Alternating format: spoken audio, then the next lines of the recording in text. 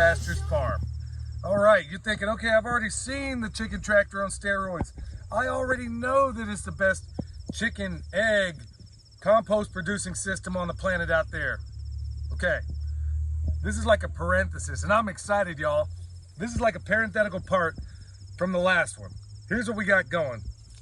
Somebody, and we're gonna talk about them later, gave us this great idea. Earlier, I basically took a roast out of the freezer. It's still frozen, sitting in this pot. Threw what I had on hand, a little bit of wine, gotta have wine in there as far as the roast goes, at least as far as I'm concerned, and threw everything on top. When it was all said and done, William said, hey, we didn't put no potatoes in there, so I got these separate. Now, what I did, I got them in the pot, hit them with some tie wire, and then I got some electrical 33 all the way around this thing, okay? Okay, so what are we gonna do? Hold on. We're about to do this, and you're laughing about the tape part that's around the rim. Yeah, there's a certain part of this. I'm always into R&D, y'all. But when it's some cool, really awesome experiment, I'm on board from the word go. Now, when we did the solar oven video, and like I said before, we're doing a lot more things that have components to preparedness. So we did the thing with the solar oven, and it worked beautifully.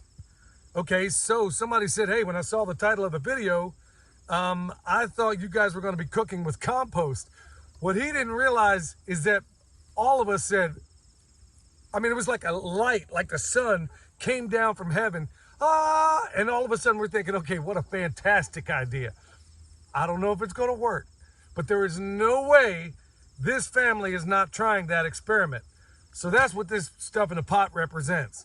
Okay, is it the best thing in the world to use? I would love to have something that was completely sealed off, almost like a pressure cooker or something like that, but there ain't no way on earth Michelle's ever gonna let me put a pressure cooker out here. So I'm getting one of these older pots that I used to use when I was on the road, and we're just gonna see if it works. So here's how this is rolling down. We got the chicken tractor on steroids down here. Bull poop, chicken poop, straw, wood chips, all that stuff. And now we need this pile in order to get it to work.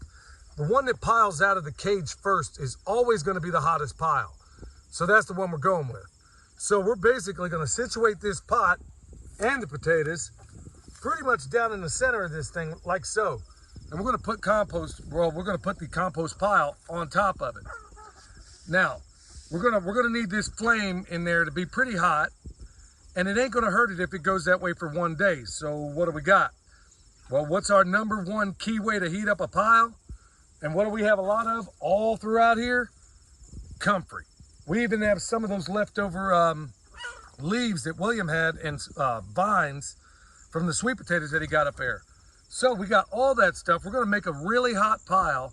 We're going to stick this stuff down in the middle of it. And because it's so hot, I know that the chickens are not going to raise this thing to the ground. It's one of the many things you find out in here. If you go back here, you can see how they've worked that pile. They'll work the tops, and then they'll work the sides. But if that pile is too hot, believe me, they ain't going to be messing with it, at least not at first. So that means there's all the other stuff we showed you in the past where you got to volcano the pile. You got to do all kinds of stuff. So look, we got piles to flip. We got things to do. So right now, here's how it's going to go down. We're going to basically cover all that stuff up. We're going to add a lot more nitrogen to that carbon to get this thing smoking.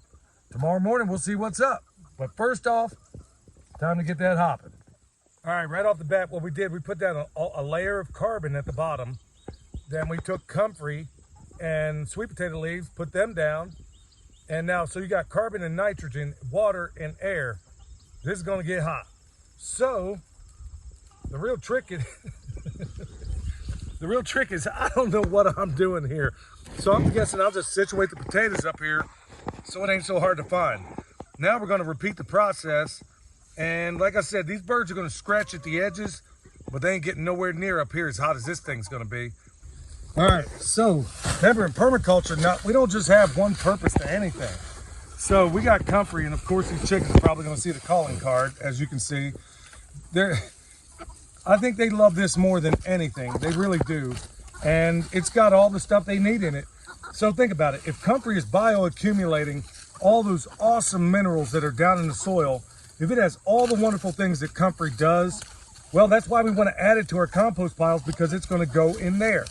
But it's also serving the purpose of being able to heat this pile up the way we need. So it's going to drop off the minerals, heat up the pile all at the same time. So these guys basically jumped out of their cage to come over here and mess up my project.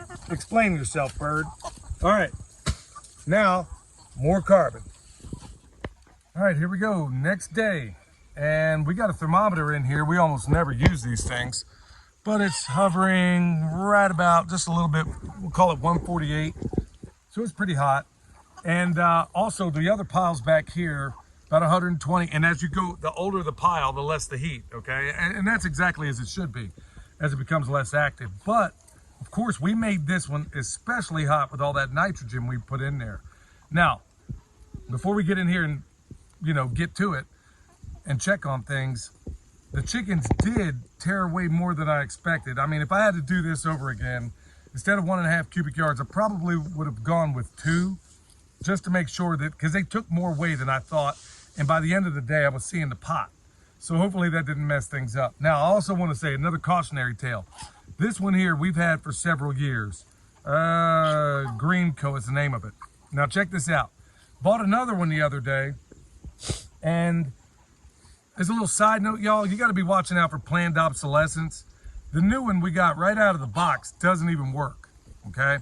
So anyway, that's a cautionary tale in all this, but the old one does. So we'll just stick it out here. I'm gonna go inside here. I know that the pot's generally in here. I'll grab a potato and we'll just kind of see what's up. Oh yeah, I don't know why I'm so nervous. Uh-oh, I hit something solid. I don't know why I'm so nervous doing this, but I am. Okay, well, got a potato here. And frankly, it ain't that warm. So that ain't a good sign. Going a little bit further, see what's up. And we'll just see how this goes. So I'm gonna stick it back up in there on that pot. The pot feels warm, but it doesn't feel hot. So we'll just get everything posted back up in there. And I'll tell you what, we'll try, we'll see. Looks like it's not quite centered in this pile. So just gonna do one of these numbers. But this thing is hot enough at 140 degrees. As a little side note, when you have a pile this hot, your chickens are not gonna fool with it. I can almost guarantee it. In fact, they'll tear the sides out and they'll leave. You'll come back here. You can always tell your pile's way too hot is because the sides will be pulled out, but the top is still like a conical look, okay?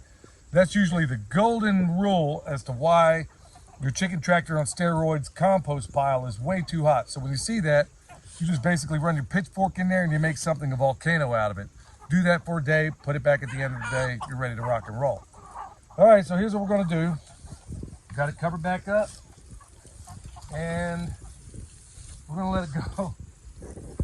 I don't even know if this thing's gonna be set. I know the potatoes will be, or at least I think they will. We'll let it go for another day and then we'll let you know whether or not this thing is a bust or not. So far, it ain't looking good.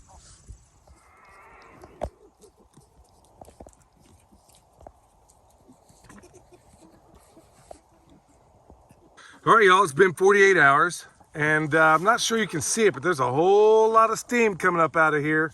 And the temperature 2 days in is it's getting pretty close to 160 degrees. So this thing is way too hot in terms of being a compost pile. Okay, that's not what we want, especially within this system. Ain't that right, bird? All right, so moment of truth. Let's see what we got here. Let me pull my handy dandy thermometer out. And I can already tell you, if you look at it, here's right about where that bird's standing, where the hottest part of this pile is. But one mistake we made right off is that I'm pretty sure the pot is sitting right here. So it would have been better had it been located in the center of that pile. So I'm just gonna kind of pull some out nice and easy.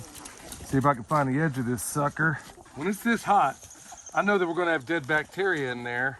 And if you get up closer, you can see some of this white stuff here. That's telling me already that this pile is way too hot.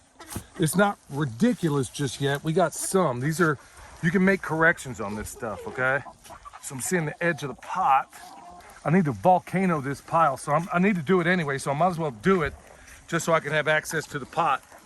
And the whole reason I do this little method we came up with in this system. If you realize the chickens ain't messing with the center of that pile, if they're not breaking it down, guarantee it's too hot, 9 times out of 10.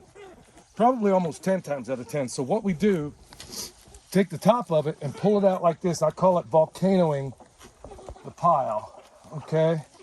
So that needs to happen anyway. Now let's see if I can get to the pot.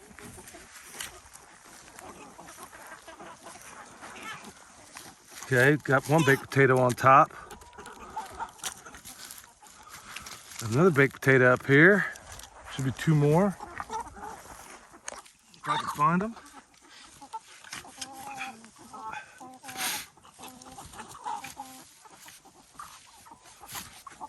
Let's get the pot and 2 more baked potatoes.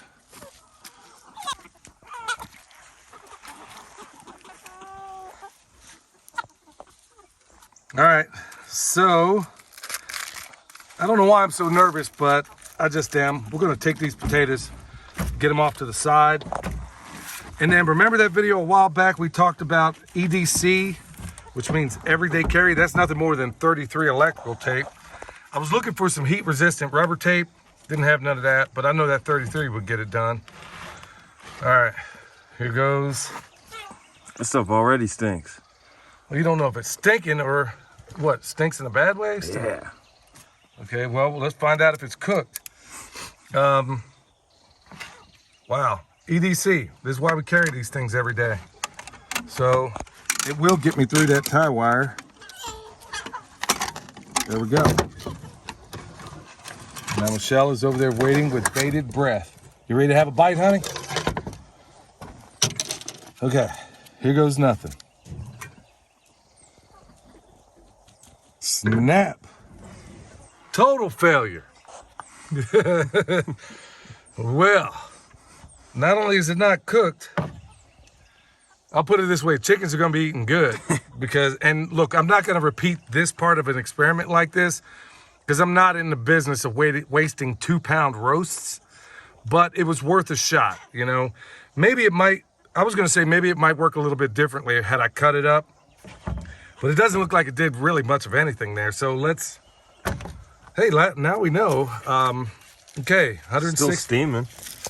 Yeah, there's steam coming out of there. Maybe William is convinced that if we did it in an 18-day pile, and I think he's probably right that it might work, but this is an experiment I've never seen anybody even attempt. So it was cool to give it a shot. Let's see what these potatoes turned out like. I wrapped them twice. All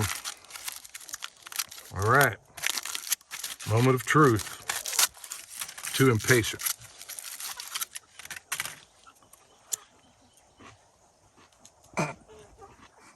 Needs salt, but it's mostly done. I can hear you crunching. No, but I mean, the edges of it are completely done. It's the center of it that ain't. Bear with me.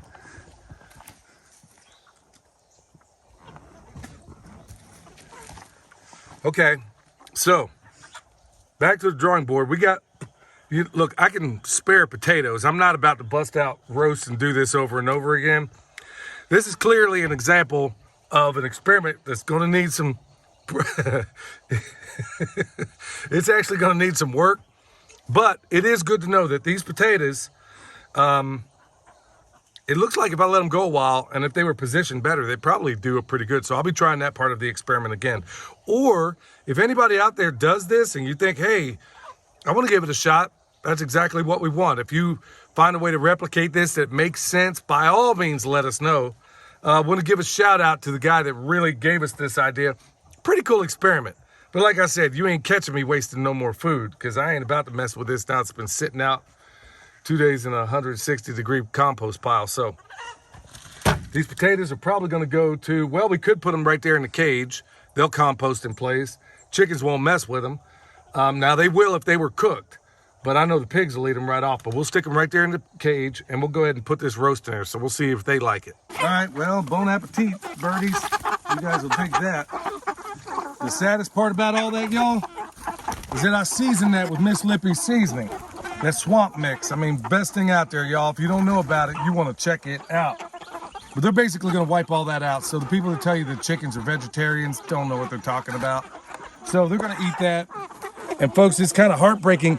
Yeah, I know we found out and it was a cool experiment, but honestly, at the end of the day, if you ask me, my biggest pet peeve is wasting food.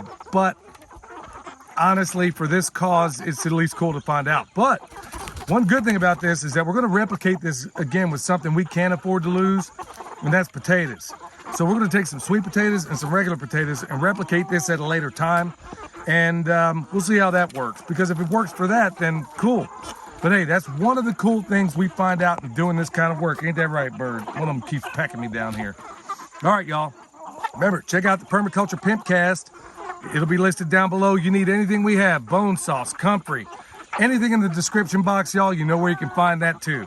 All right, till next time, this is Billy from Perma Pastures Farm, where permaculture is my passion, and so is doing pretty ballin' experiments like this. We'll see y'all next time.